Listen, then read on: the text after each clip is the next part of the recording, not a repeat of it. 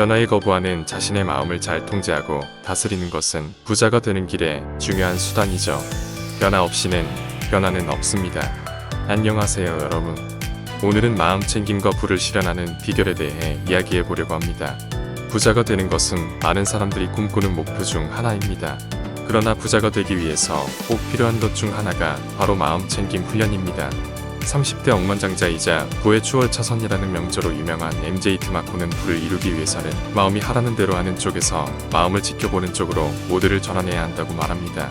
마음을 지켜보는 것, 바로 마음 챙김의 첫 번째 명제입니다. 자신의 마음을 지켜봄으로써 자신의 마음과 몸을 안정시키고 집중할 수 있는 능력이 생깁니다. 또 스트레스와 불안을 줄이고 창조적인 아이디어를 생각해내는 능력을 키울 수 있습니다. 그리고 마음 관찰을 통해 자신의 목표와 가치를 잘 파악하고 자기 통제력을 강화할 수 있습니다. 마음 챙김, 목표 파악, 자기 통제, 집중은 부를 이루는 중요한 요소입니다. 하지만 마음 챙김만으로 부자가 되는 것은 불가능합니다. 자신이 가진 돈을 효율적으로 운용하고 부의 창출을 위한 다양한 방법들을 생각해내는 것이 필요합니다. 부의 창출을 위해서는 자신의 재산과 지출, 투자 등을 분석하고 어디에서 돈을 벌고 어디에 투자해야 하는지에 대해 고민해 보아야 합니다. 그리고 이 고민을 바탕으로 자신을 변화의 길로 이끌어야 합니다.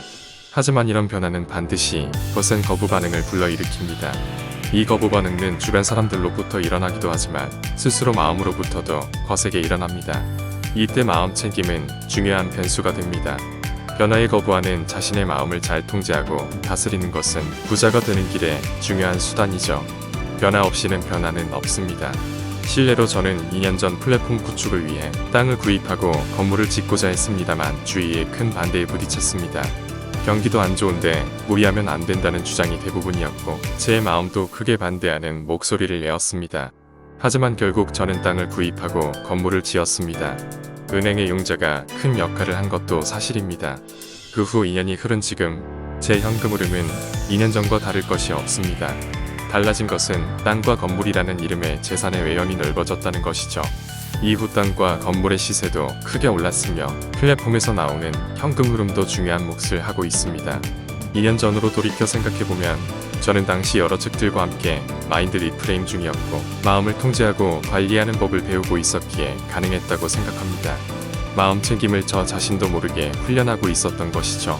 마음 책임하면 부자가 됩니다라고 말할 수는 없지만 부자가 되기 위해서는 마음 책임이 얼마나 중요한지 제 스스로 경험하였습니다. 지금도 많은 일선에서 부자가 되기 위해 노력하는 분들께 마음 챙김을 먼저 추천합니다. 어느 종교에도 어느 명상단체에도 속하지 않고 그저 자신의 마음을 비판 없이 바라보는 이 단순한 일이 당신에게 가져올 선물을 놓치지 마시기 바랍니다. 고맙습니다.